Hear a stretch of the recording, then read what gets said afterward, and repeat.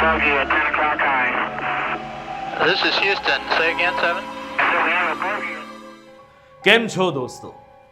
News ગુજરાતના platform પર ફરી એકવાર આપનું સ્વાગત છે. હું છું તમારો નુપુર. ન્યૂઝ ગુજરાત પર એક નવી શરૂઆત કરવા જઈ રહ્યો છું અને એ શરૂઆત છે અગોચર વિશ્વ. ઘણા બધા સવાલો, ઘણી બધી શંકા, સંશય આપણા મનમાં ઉઠતા રહે છે કે શું આવું પણ હોય, આવું થઈ શકે? ક્યારેક કોઈ આવીને આપણને કોઈ વાત કરે તો આશ્ચર્યનો પાર ના રહે. હોતું હશે આવું? આ સવાલ વારંવાર ઉઠે. બસ એ જ સવાલનો જવાબ શોધવાનો પ્રયત્ન કરવો છે. આવું હોય કે ન હોય, થઈ શકે કે ન થઈ શકે, બસ એ જ અધ્યાય સાથે આજે શરૂઆત કરવી છે, એ જ સવાલ સાથે. અને ન માત્ર સવાલ, એક જવાબ પણ આપવો છે. એ સવાલ હતો, શું એ ખરેખર છે? જવાબ મળ્યો છે અને જવાબ તમારી આંખો પહોળી કરી દે એવો છે. આવો જોઈએ.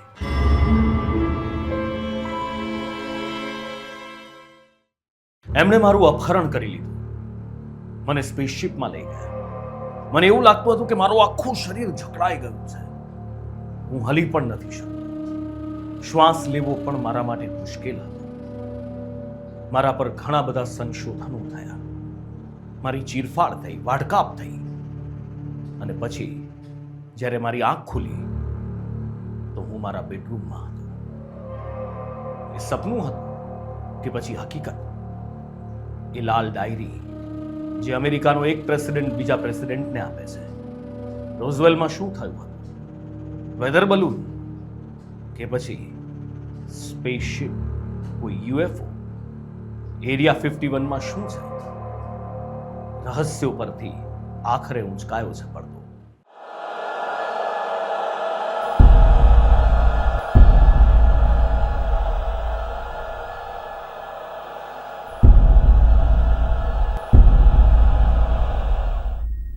આ એ કહાની છે, આ એ રહસ્ય છે જે આખી દુનિયામાં સદીઓથી એક ચર્ચાનું કેન્દ્ર છે. એ ગામડું હોય, મોટું શહેર હોય, વિકાસશીલ દેશ હોય કે પછી વિકસિત દેશ પણ કેમ ના હોય, દરેક જગ્યાએ એક જ ચર્ચા ચાલે છે. શું આપણે એકલા છીએ કે પછી દુનિયામાં કોઈ બીજું પણ છે જે આપણા જેવું છે, આપણાથી અલગ છે, ચિત્ર વિચિત્ર છે, પણ આપણી જ દુનિયાનો, આપણા જ બ્રહ્માંડનો એક ભાગ છે?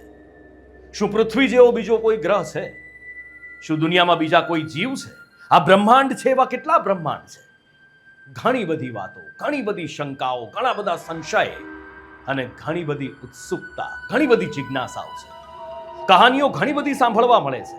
એલિયનની કહાનીઓ. એલિયન પૃથ્વી પર આવ્યા હતા. રોઝવેલની એ ઘટના, જ્યારે 1947માં એક યુએફઓ ક્રેશ થવાની વાત સામે આવી. જુલાઈ 1947માં અમેરિકાના રોઝવેલમાં એક યુએફઓ ક્રેશ થવાની વાત સામે આવી. 2 એલિયન, ગ્રે એલિયન અંદર હતા એવું કહેવામાં આવે છે. અને એ ગ્રે એલિયન અમેરિકન સિક્યોરિટી એજન્સીને મળ્યા.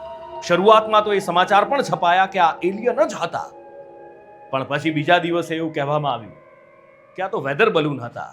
એ વાત ખોટી હતી, કંઈક શંકા બીજી પડી હશે, કંઈક ગેરસમજ થઈ હશે. અને આવી અનેક ઘટનાઓ બનતી રહી. એ અપોલો 8 મિશન, જેના એસ્ટ્રોનોટ્સ જ્યારે વાત કરી રહ્યા છે ત્યારે નાસાને કહી રહ્યા છે કે હ્યુસ્ટન, નાસાનું જે બેઝ સેન્ટર છે, હ્યુસ્ટન નામ છે, એને કહી રહ્યા છે કે અમને સાન્તાક્લોઝ દેખાય છે. એ સાન્તાક્લોઝ કોણ છે? શું હોય છે એ સાન્તાક્લોઝ? એવું કહેવાય છે કે નાસાની ભાષામાં સાન્તાક્લોઝ એટલે એલિયન. એની સાથે અપોલો 11, અપોલો 10, આ બધા જ મિશન છે. ઘણા બધા સવાલો પણ છે કે નાસા એકવાર ચંદ્ર પર ગયું, એ પછી કેમ ન ગયું? આટલા વર્ષો પછી હવે કેમ? શું ત્યાં કંઈ એવું જોયું હતું નાસાએ કે જેના કારણે એ ગયા નથી? અમેરિકામાંથી ઘણી બધી, વિશ્વભરમાંથી આમ તો એવી કહાનીઓ સામે આવે છે. કેટલાક લોકો તો ત્યાં સુધીનો દાવો કરે છે કે એલિયને મારું અપહરણ કર્યું હતું અને મને એની સ્પેસશિપમાં લઈ ગયા હતા. હું 1 ઇંચ પણ હલી નહોતો શકતો. મારું આખું શરીર જકડાઈ ગયું હતું. મારા પર અનેક વાઢકાપ, શસ્ત્રક્રિયાઓ કરવામાં આવી, સંશોધન કરવામાં આવ્યા. મારું શ્વાસ લેવું પણ મુશ્કેલ બની ગયું હતું. અને એ પછી જ્યારે મારી આંખ ખુલી તો હું મારા બેડરૂમમાં હતો. એક ભયાનક સપનું હતું વરવી વાસ્તવિકતા એ અમને ખબર નથી.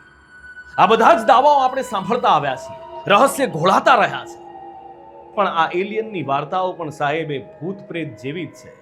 જેને અનુભવ થાય એ માને, અને જેને અનુભવ ના થાય એ અફવા માની અને એના પર હસી ઉડાવી દે.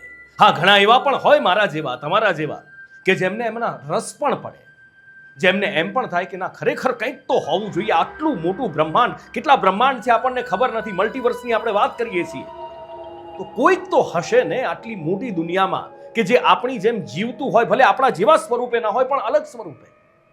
આખરે આ રહસ્ય પરથી પડદો ઉંચકાયો છે.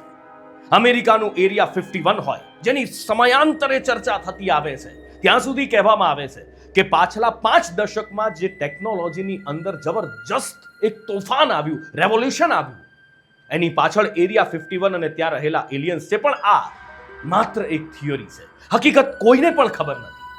પણ પેન્ટાગનમાંથી જ્યારે એ સમાચાર સામે આવ્યા, પેન્ટાગનની વેબસાઇટ પર કેટલાક ફોટોઝ અને વિડીયો મૂકવામાં આવ્યા, US department of war, FBI, એ બધા જ દ્વારા જ્યારે ખુલાસો કરવામાં આવ્યો કે UFO સાઇટ થયા છે, અનઆઇડેન્ટિફાઈડ ઓબ્જેક્ટ, જેને આપણે ઉડતી રકાબી સ્પેસશિપ કહીએ છીએ, એ આઈડેન્ટિફાઈ થયા છે, એમને લોકેટ કરવામાં આવ્યા છે. અને અહીંયા જ નહીં, ચંદ્રની ધરતી પર ઉતરેલા એસ્ટ્રોનોટ્સે પણ એ જોયા છે. આ વાત જ્યારે રિવીલ થઈ તો આખી દુનિયામાં સનસની મચી ગઈ. અને એટલું જ નહીં, એ વખતના ઓડિયો પણ ઘણા બધા ચર્ચામાં રહ્યા છે. એ ઓડિયો, એમાંના જ એક ઓડિયો તમને સંભળાવવા છે, અને એ ઓડિયોમાં શું કહેવાયું છે એની ટ્રાન્સક્રિપ્ટ પણ છે, એ પણ તમને બતાવો. Bogey at 10 o'clock high. This is Houston. Say again, 7. So we have a bogey at 10 o'clock high. Is that the booster or is that an actual sighting? What? Say again, 7. So we have several, looks like debris up there, actual sighting. It looks like hundreds of little particles going by to the west out about 3 to 4 miles. Understand you have many small particles going by on the left. At what distance? 4 miles. Large, looks like perhaps a vehicle that's disintegrated. Roger, understand they're about 3 to 4 miles away. They're past now, they're going to pull her over. The booster on my side is a brilliant body of the sun, just a black background, and with billions of particles around it. સવાલ એ થાય ને કે આખરે અમેરિકાએ એવો તો શું ધડાકો કર્યો, અને અત્યાર સુધી જે કહેવાય છે કે અમેરિકા વાત છુપાવતું આવતું હતું, તો પછી એવી શું જરૂર પડી કે આ UFO વાળી વાત અમેરિકાએ રિવીલ કરવી પડી? ચંદ્ર પર ગયેલા એસ્ટ્રોનોટ્સની વાત હોય, ચંદ્રનું મિશન અથવા તો બીજા કોઈ પણ અવકાશ મિશન પૂરા કરીને પાછા ધરતી પર આવતા એ એસ્ટ્રોનોટ્સને દેખાયેલા UFOની વાત હોય, જેને સાન્તા ક્લોઝ કહેવામાં આવ્યા હોય કે કોઈ બીજી રીતે કોઈ ઓબ્જેક્ટ્સ કહેવામાં આવ્યા હોય, આ બધી વાતો આખરે રિવીલ કેમ કરી? આની પાછળ પણ એક વ્યક્તિ હોવાનું જ કહેવાય છે, જે શાંતિના નામે આખી દુનિયાને સળગાવે છે, મિસ્ટર ડોનાલ્ડ ટ્રમ્પ. કહેવાય છે કે ડોનાલ્ડ ટ્રમ્પના આદેશ બાદ યુએસ ડિપાર્ટમેન્ટ ઓફ વોર દ્વારા UFO અને UPA સાથે જોડાયેલા અગાઉના કેટલાક રહસ્યો, એની ગુપ્ત ફાઇલો જાહેર કરવામાં આવ્યા છે. અમેરિકન સરકારનું કહેવું છે કે સમય આવી ગયો છે કે જનતા પોતે જ સત્યને નિહાળે. હવે કોઈ પણ વ્યક્તિ, આ વેબસાઇટ છે એ તમને બતાવી રહ્યો છું, આ વેબસાઇટ પર જઈ આ વિડીયો ઓપનલી જોઈ શકે છે. ફોટોગ્રાફ અને મૂળ દસ્તાવેજ પણ કોઈ પણ સિક્યોરિટી ચેક વગર, કોઈ પણ બંધન વગર જોઈ શકે છે. શું છે આ વિડીયોમાં એ સમજવું થોડું અઘરું છે. હા, એવું દેખાય છે કે કંઈક ધાતુના ચમકતા ટુકડા જેવું દેખાય છે, આ છે તે છે. શું છે એનું પણ વિવરણ આપવામાં આવ્યું છે. અત્યાર સુધી જે વાતને કલ્પના માનવામાં આવતી હતી, હવે ખુદ અમેરિકાના સંરક્ષણ વિભાગે મહોર મારીને કહ્યું છે કે તમે જે કલ્પના કરતા હતા એ વાત સાચી હતી. પેન્ટાગોને 1, 2, 5, 25 નહીં, 162 UFOની ફાઇલ્સ જાહેર કરી છે, અને આ દસ્તાવેજોમાં દાયકાઓ પહેલા જોવાયેલા એલિયન્સની પણ વાત છે. વાત માનવી અઘરી છે, પણ સાહેબ હકીકત છે કે એલિયન્સનું અસ્તિત્વ ખુદ અમેરિકા સ્વીકારે છે. જે ફાઇલ્સની વાત છે એ કેવી રીતે સામે આવી એ પછી ક્યારેક વાત કરીશું. પણ એલિયન્સનું શું? એલિયન્સ દેખાયાની વાતનો સ્વીકાર કરવામાં આવ્યો છે, પણ એ પહેલા એક નાનકડો તર્ક મારે તમારી સામે મૂકવો છે. એ તર્ક એ છે કે કોઈ પણ વસ્તુનું આપણે ચિત્ર, વિવરણ અથવા તો એની આકાર આકૃતિ મગજમાં ક્યારે બનાવી શકીએ? જ્યારે આપણે એને ક્યારેક જોયું હોય ત્યારે. અત્યાર સુધી સૌથી વધારે એલિયનની ઇમેજીસ તમે કઈ જોઈ છે?